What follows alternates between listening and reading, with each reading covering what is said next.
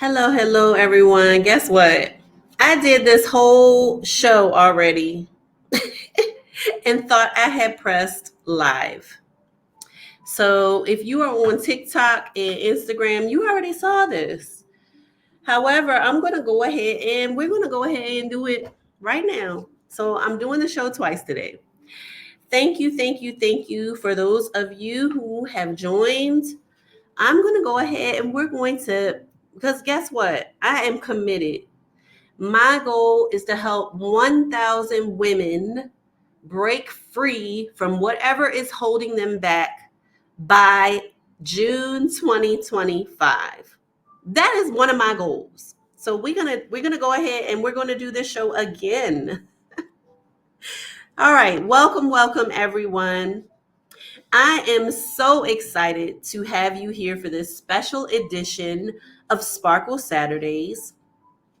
Today, I'm sharing my personal story of healing and how I broke free from codependency in recognition of National Recovery Month. And when I say recovery, I'm not talking about like recovery from a natural disaster or anything like that. I'm literally talking about 12-step recovery, the same recovery that drug addicts, alcoholics, sex addicts, food addicts, all that's the type of recovery I'm talking about. It's a journey that has been challenging but incredibly powerful and incredibly empowering. And I hope that by sharing, I can inspire others who may be facing similar struggles. So let's dive in.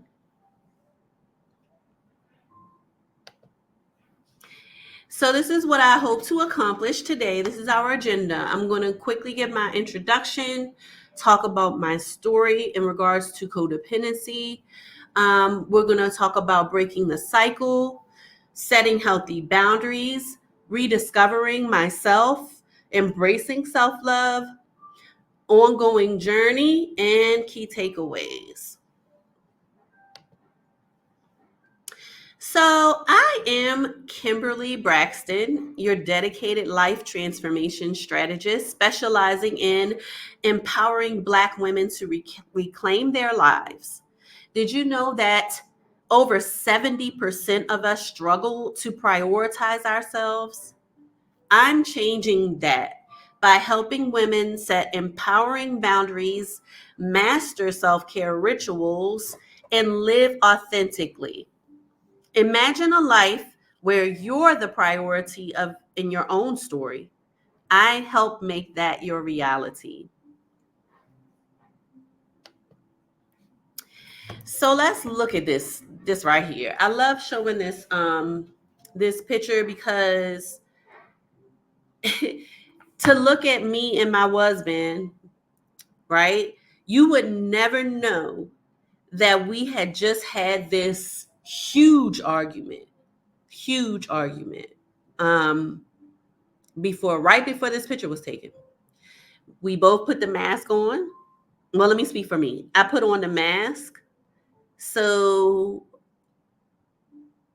people wouldn't know what was going on in our marriage. I put on the mask to pretend like everything was okay.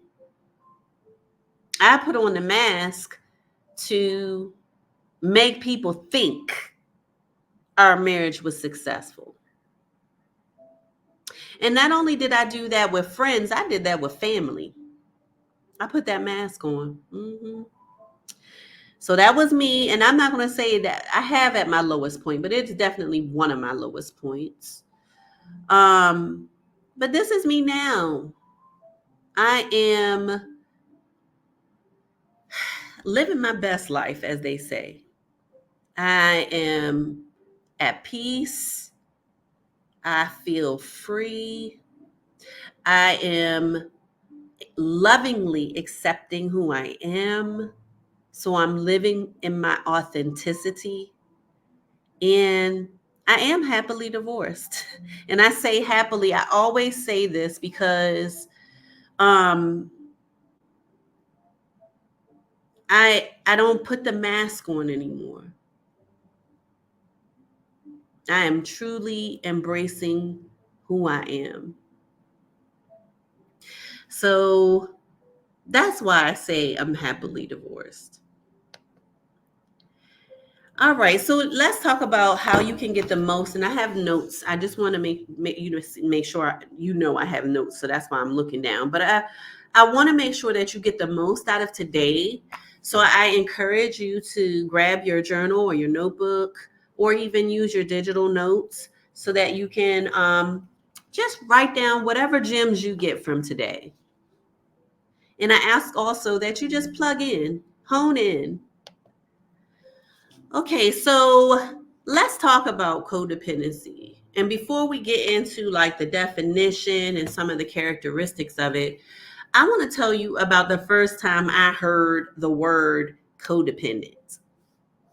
So, me and my husband were having major issues in our marriage, and we agreed to go to Christian counseling with my pastor, and my pastor. So I told we pastor. He said what's going on. I let him know what was going on from my perspective. Then my husband told him what was going on from his perspective, and then my pastor asked us maybe a few more questions, and then he finally said, "It sounds like you're codependent."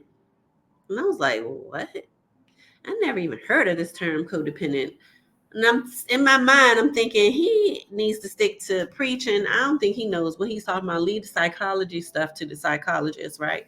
So he said, "Well, it sounds like you're both codependent," and he recommended a book. And so I went on ahead and I ordered the book. But still, the whole time thinking he doesn't really know what he's talking about. I'm not codependent. Um, and he was like, okay, and also, we're rolling out a new ministry that addresses things like this. And so he said, keep an eye out for it, right? And they rolled out this ministry in January. And but this was long before January. I went on ahead, I ordered the book, I started reading the book, and he said before in that same session, you're going to see yourself all through this book, but don't worry about that. Just keep reading, right? So I said, okay, I got the book. I started reading the book, and he was right. The book infuriated me. It made me so angry that I literally threw the book on the floor and I kicked it under my nightstand. So it would be a year before I picked that book up again. The book I'm referring to is called Codependent No More by Melody Beattie.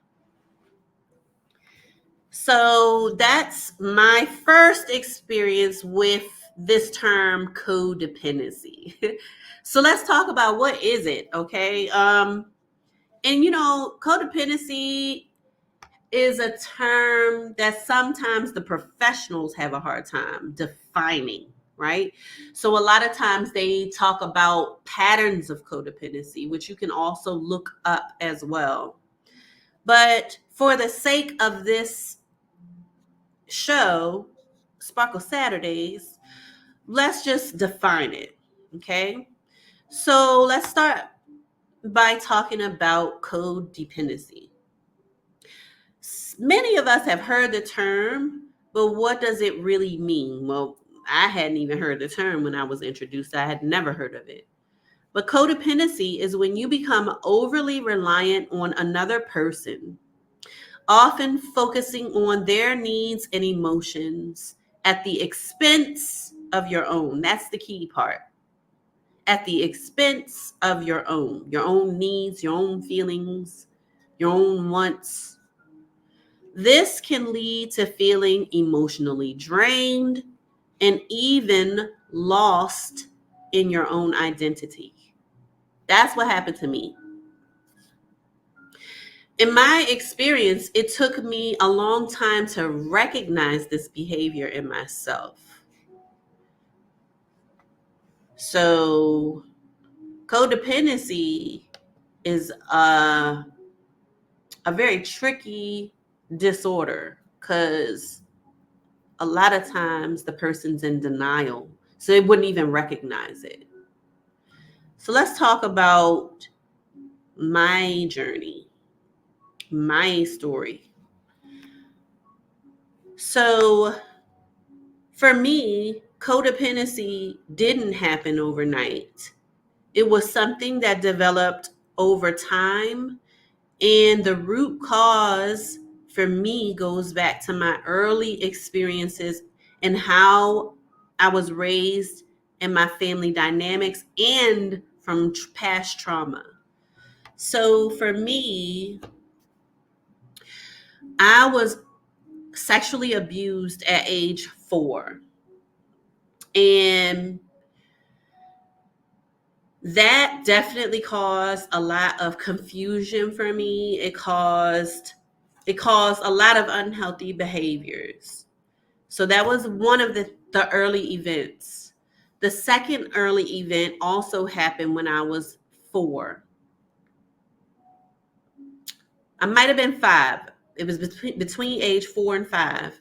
So I remember the paramedics being called to our home, and they took my mother out on a gurney because she attempted suicide. So in that moment, I'm like 4 or 5, I said in my mind, I'm going to take care of my mom. She needs somebody to take care of her. I'm going to take care of my mom. Now, how much could I really do at age 4 or 5? I don't know, but but that's what I said in my mind. I literally said that. I'm going to take care of my mom. So, those are some of the traumatic events that happened for me. And you know, these things continue to happen. I experienced sexual abuse a few more times at under the age of 18. And so as I grew up, I found myself constantly trying to meet the needs of others and trying to meet others' expectations, constantly seeking validation from others and ignoring my own needs, recognizing that this was a turning point. And I don't think I started to recognize it until after they rolled out this program at my church. Like I was saying earlier, the program is called Restoration and Recovery. And so they rolled this program out with a really powerful cardboard testimony. And I was like, okay, I'm going to go to this. But I went thinking, I'm going to check it out for this person because this person is struggling with possibly a pornography addiction, right? So I went to this thing, but I went for somebody else. Still that's codependent right there. But let's go ahead and unpack it. Okay, let's unpack it. So I went to this restoration and recovery meeting on a Friday night. It's usually on Friday nights. And so I did the large group worship, the large group teaching. Then I went to the small group for codependency. Still didn't know what that was. Not really. But while I was sitting in that circle, the Holy Spirit tapped me right here on both shoulders and said, no, this is for you. And you need to keep coming back. So I kept coming back until I could figure out what codependency was and until I felt better. Because honestly, I was just not feeling good. Like I was feeling numb. And I was trying to feel numb on purpose because of the things happening in my marriage. And these certain things just weren't working for me anymore. Like these protective devices, trying to control the people around me and trying to manipulate and make people do the things I want them to do. None of this stuff was working anymore, right? So I just kept going back until I felt better. So let's talk about breaking the cycle. One of the biggest challenges that I faced was breaking the cycle of control and rescue. Codependents often feel responsible for fixing others' problems, even when it's not their place. I had to learn that it's okay to let go, detach, and that I can't control other people's emotions or actions. And detachment, and this word detach, is one of the most important words when we talk about recovery. Okay, so I had to realize, like, it's not it's not my responsibility to do this for other people. Like, other people can take care of themselves, unless it's a child. But we talking about me trying to control adults. No, they can take care of themselves. They can make their own choices and decisions and deal with the consequences. So this realization was incredible for me. It was incredible for me. It was incredibly freeing for me to break this cycle. And boundaries, that was a game changer for me. Because guess what? I didn't have none. I had no boundary system. They say people who have been victimized in the way that I was, like sexually abused or raped. Like, my first sexual experience was a rape. I was 11 years old. People who have been victimized like that um, often don't have a boundary system. Because, like, your most important boundary, like the most crucial boundary, was invaded, right? And so I didn't have a boundary system. And not only did I not have a boundary system, I didn't really respect the boundaries of others. So that was a game changer for me, learning about boundaries, which I learned in recovery, at restoration and recovery. I learned about boundaries there. And I used to struggle with saying no and would often overextend myself to make others happy. And once I started understanding these boundaries, I learned that no is, number one, it's a complete sentence. I learned that no is a holy word. And I learned that no is a way for me to practice self-care. I learned so much about saying no. So I started to use my no. And then later, I started to own my no. And so what's the difference between using my no and owning my no? So using my no, I said the no, right? But then I had all these internal, like, negative feelings because I said no, right? So I had all of that going on, this process. Oh, maybe I shouldn't have said no. Oh, maybe I can find a way to do it. Or maybe I hurt their feelings. Like, all of those feelings going on inside, right? Today, however, I own my no. Because I've practiced using my no, I really don't have these internal feelings anymore, these negative feelings. Because guess what? When I own my no, when I use and own my no, I am, number one, honoring myself. Number two, I'm practicing self-care. And number three, I'm I'm doing I'm saying no and using my no to avoid saying yes and then resenting them later for it, like I used to do. So I used to say yes all the time. Yes, yes, I'll do it. And then I get overwhelmed because I didn't really take the time to contemplate. First of all, do I really want to do it? Am I doing it for the right reasons? Are my motives pure? Second of all, do I have the bandwidth to do this, whatever it is? So I didn't contemplate those things. And so when I started feeling all those things, then I started resenting the person that I said yes to, and resenting the fact that I had to do this, because I'm if I say yes, I'm going to do it, right? So then is it blessed? No. The Paul said, "Let your yes be yes and your no be no." And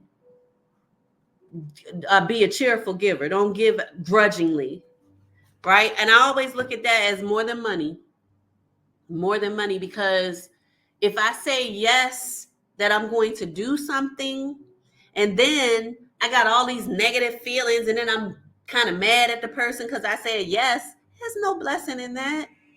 It's no blessing in that. So now, when I say yes, I've contemplated those things. Do I really want to do it? Am I doing it for the right reasons? Are my motives pure? Do I have the time and the energy to do it? I've contemplated all that already. So if I say yes, then my yes will be a blessing to me and the person, a true blessing.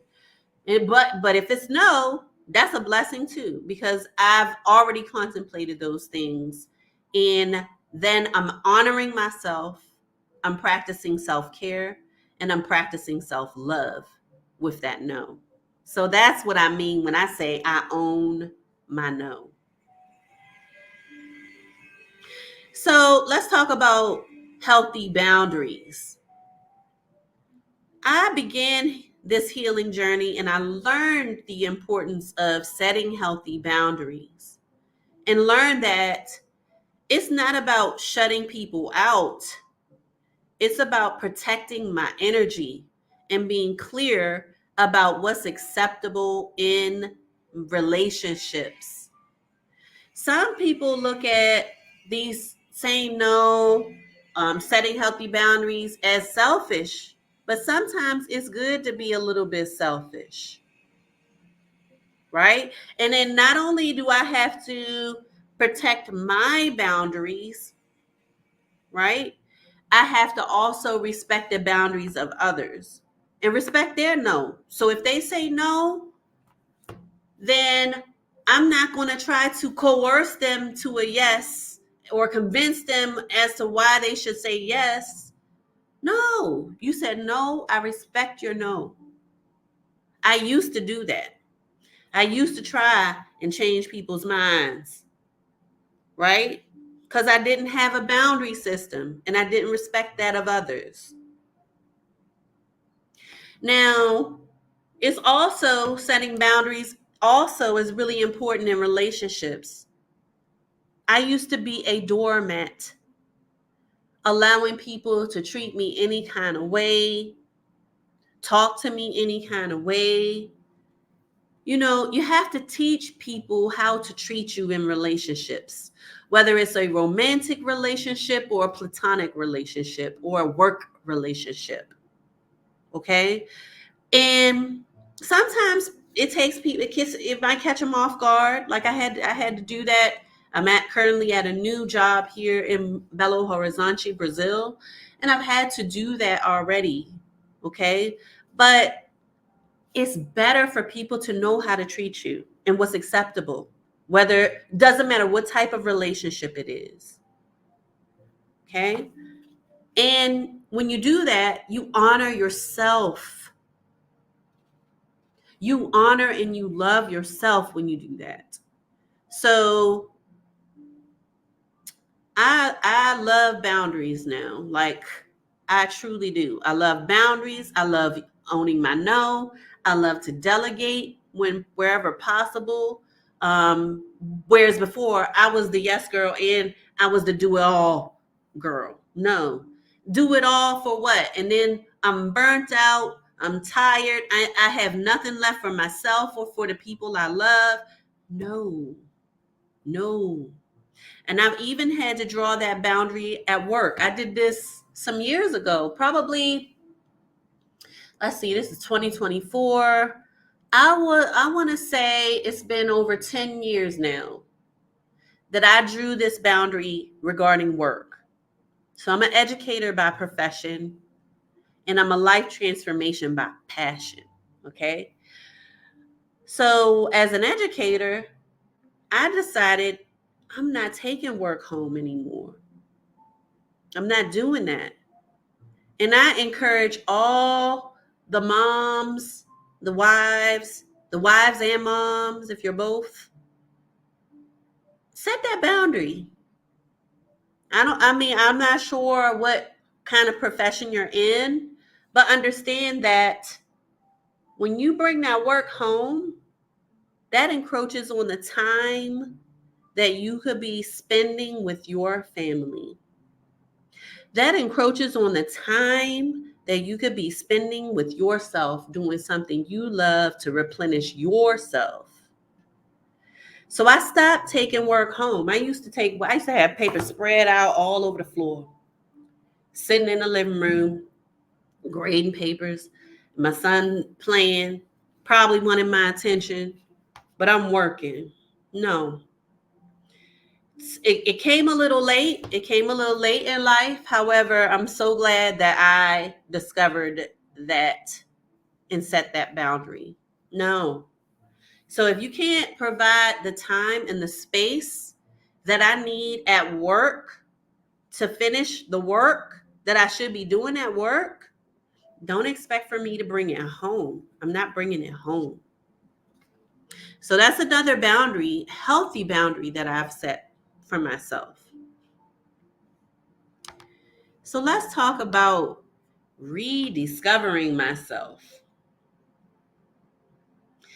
So as I began to break free from codependency, I started rediscovering who I was outside of my relationships.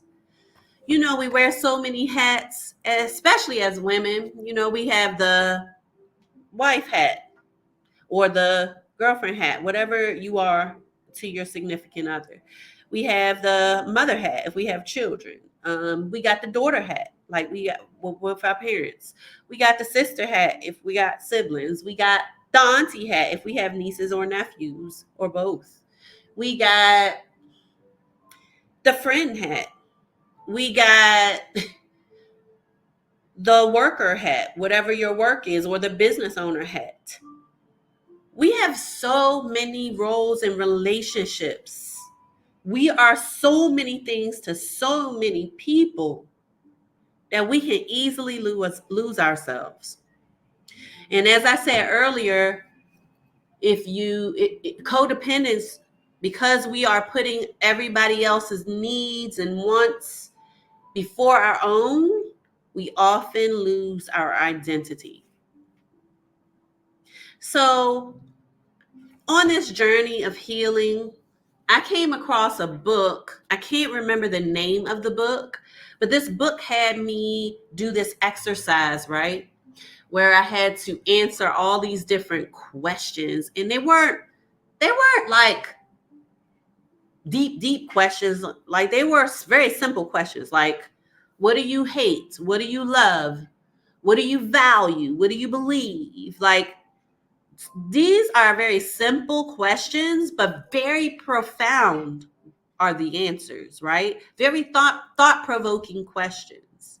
So I went through this process of answering all these questions, right? And out of this exercise, I discovered that I really like art. Like I really like just looking at art. And so I decided I'm going to go to the art museum at least once a month.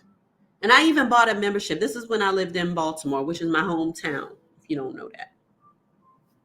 So I bought a membership to go to, to the Walters Art Gallery. And so I decided once a month I'm going, right? And they would have events and everything. And I often had to do this by myself because My husband wasn't into that.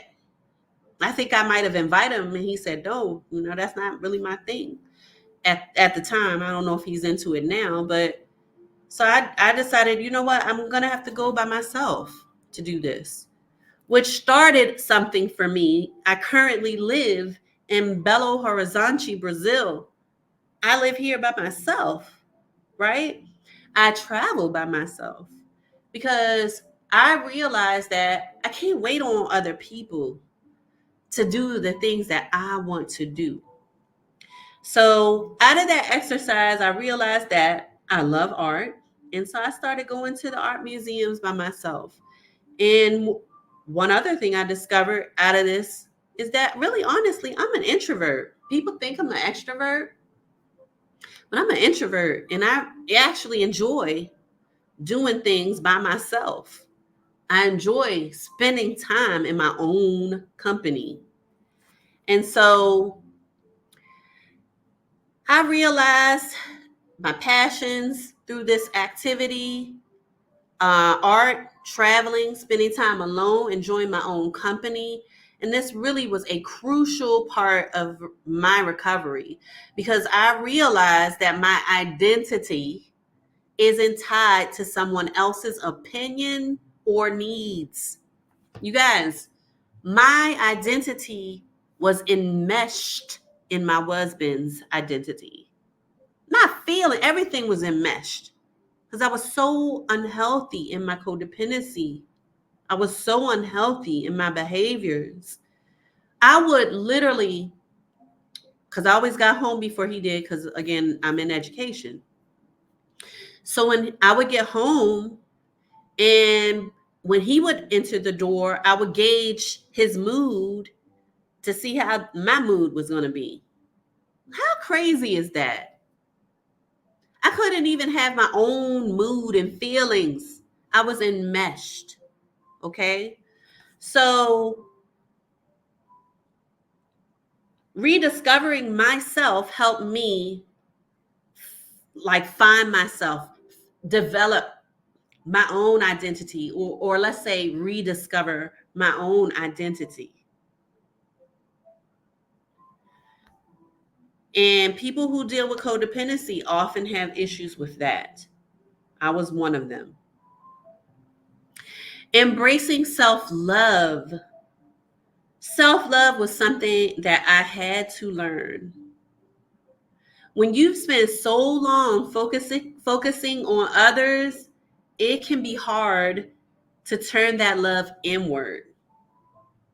But I made self-care a priority, whether it was through meditation, journaling, or simply giving myself grace on those tough days.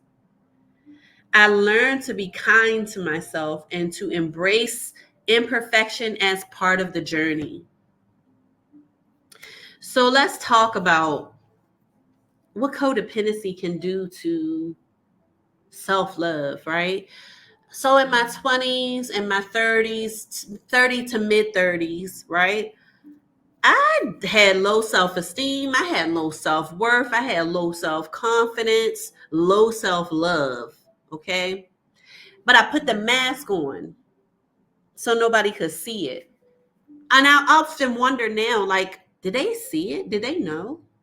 Did they know that I was dealing with those things? I don't know. I'm not sure.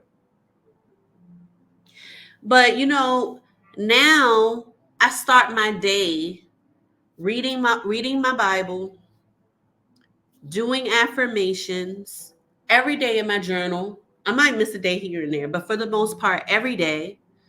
And I write out my goals, right, for the day. However, those affirmations were definitely a game changer for me because in my mind, I used to have this negative self talk. I mean, have you ever seen someone just say the most negative things about themselves out loud? Like, for instance, they might say, I'm so dumb.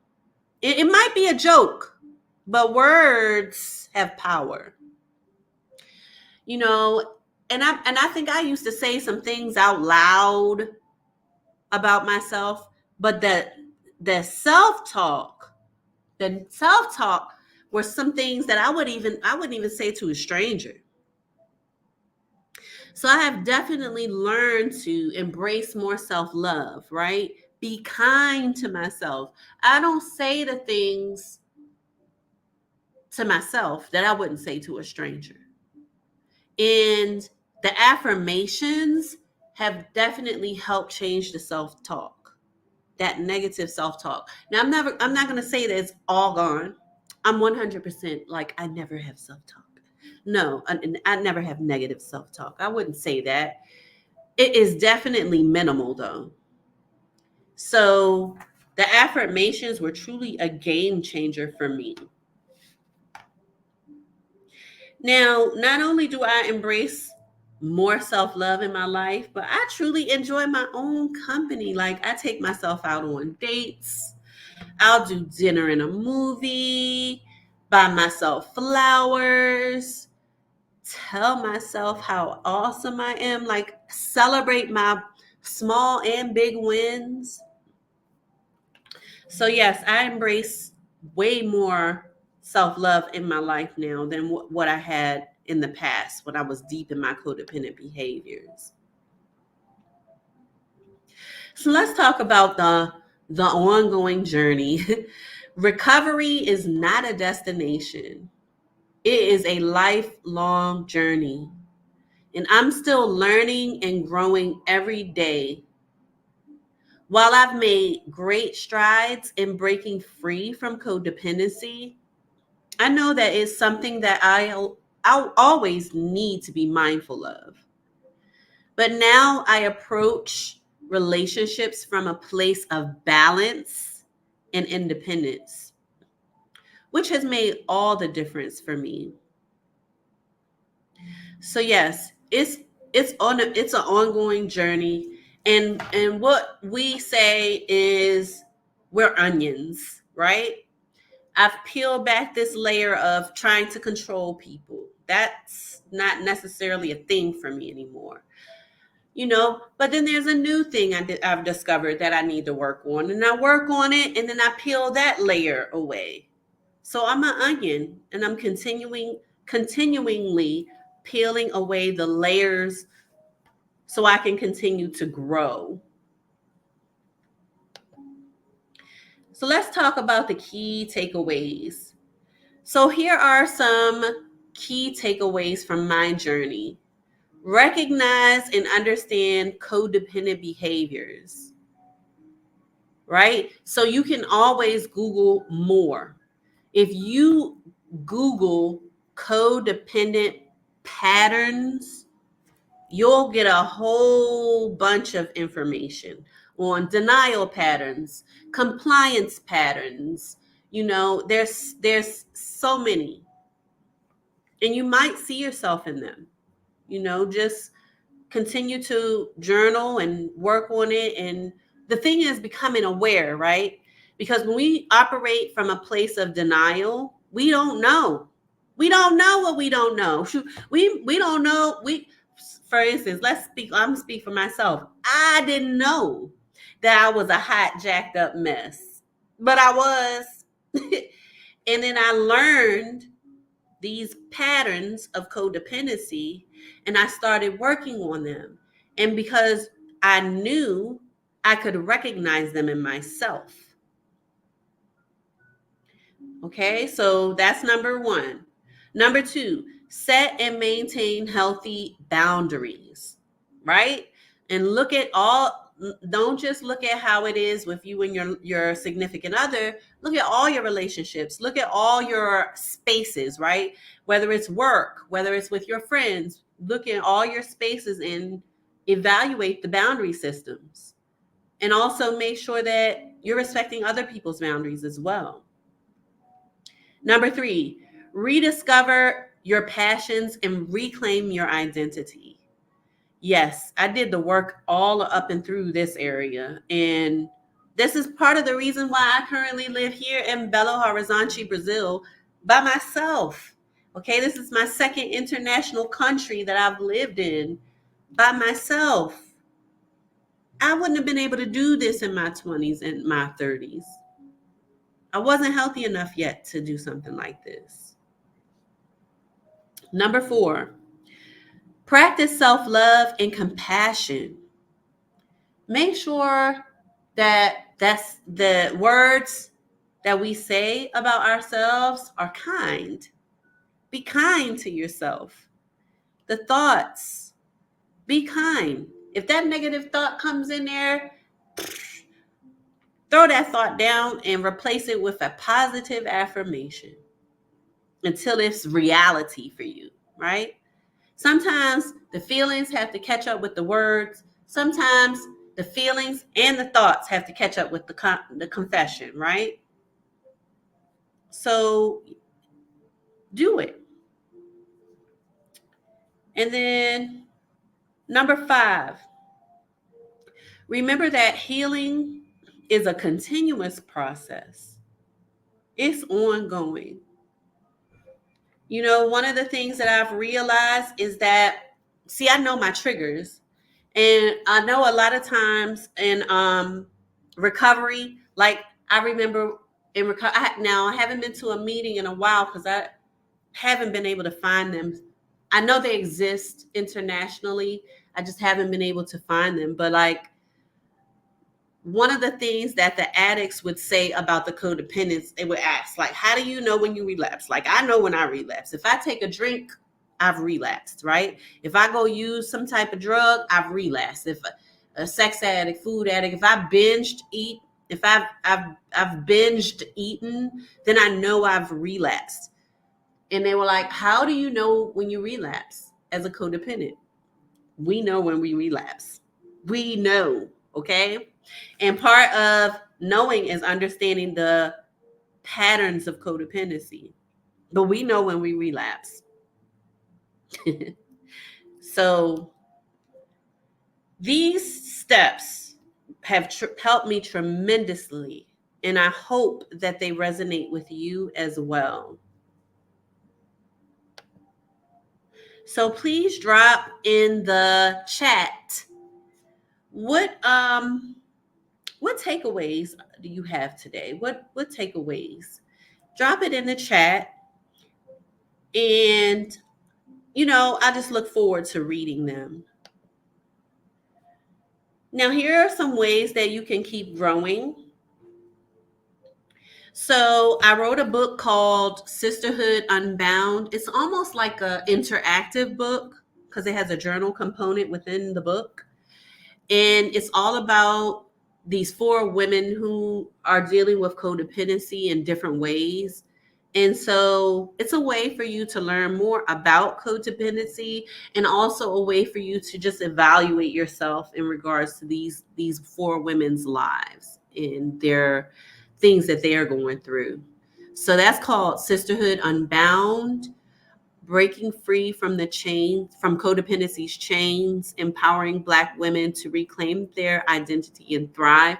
And you can find that on Amazon. And then I also co-authored this book called Unleashing Potential, Mastering Self. So you can also find this one on Amazon as well. And then I have this new thing that I'm really excited about called Sparkle Society Premium. And I want to extend a special invitation to all the amazing women watching today. If this conversation about healing, codependency, and self discovery resonates with you, I invite you to join us on Sparkle Society Premium. I encourage you to take the next step by joining Sparkle Society Premium. This is our exclusive community where we dive deeper into personal growth, empowerment, and support one another on our journeys. So here you can find courses, you can find downloads, there's live workshops and group coaching. In Sparkle Society Premium, you'll find a sisterhood that celebrates your wins, helps you through challenges, and provides tools and resources to help you keep growing and shining. Don't go through your journey alone. Join us and let's sparkle together. So you can find Sparkle Society Premium on Facebook. You can also go to the link that I will put in the show notes to join us. This is a monthly subscription packed full of lots of personal growth value. And here are just some testimonials of what some people are saying about working with me. Nina says, Kimberly is a great life coach. During one of our sessions, I expressed my goals and she provided practical tools I can use to accomplish my goals. That's just a little bit about what she said. M. Jones said, I'm writing on behalf of my family as we have a loved one who benefited from Grow, Inspire, Sparkle. When our sister started the coaching program, we as a family were able to see the renewed spark that had been unlit for too long. So that's just a little bit. If you want to read more testimonials, you can go to my website, growinspiresparkle.com. And we want you to keep talking about this. Join in the conversation. So thank you so much for being here and listening to my story. If you are on a similar path or know someone who is, I encourage you to join the conversation and invite them as well. Sparkle Saturdays is all about empowerment, and we want to create a supportive community where we can grow together. So you can always watch us live for more inspiring conversations on Sparkle Saturdays. Our next show, well, we always are on the fourth Saturday of the month, and we try to always stream at 11 a.m. Today, I forgot to press the go live on StreamYard, and so we're a little bit later today for that. But normally we are 11 a.m. Eastern Standard Time on Saturdays. The time may change here and there, but normally it's 11 a.m. And so next month, we're so excited to have socialite stars with us, giving an exclusive interview about cyberbullying and taking your power back if you've been bullied in that space. So please let your loved ones know about this special show that we're having next month. And next month is Bullying Prevention Month. So I think that her show is going to be extremely timely and impactful. So please join us again every fourth Saturday at 11 a.m. Eastern Standard Time for Sparkle Saturdays.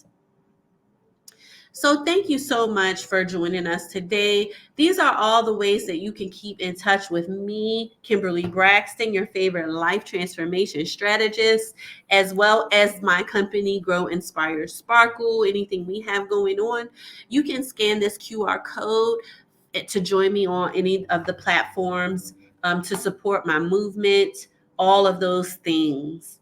Thank you so much for tuning in today, and we look forward to seeing you soon. Remember that personal growth is a journey, not a destination. Embrace each step of the journey with curiosity, courage, resilience. Know that you have the power to create a life that is rich in meaning, purpose, and fulfillment. Thank you for your participation and engagement in this workshop and our show today. I wish you all the best journey of growth, fulfillment. Embrace the sparkle. Keep shining. And I'll see you in the next one. Bye-bye.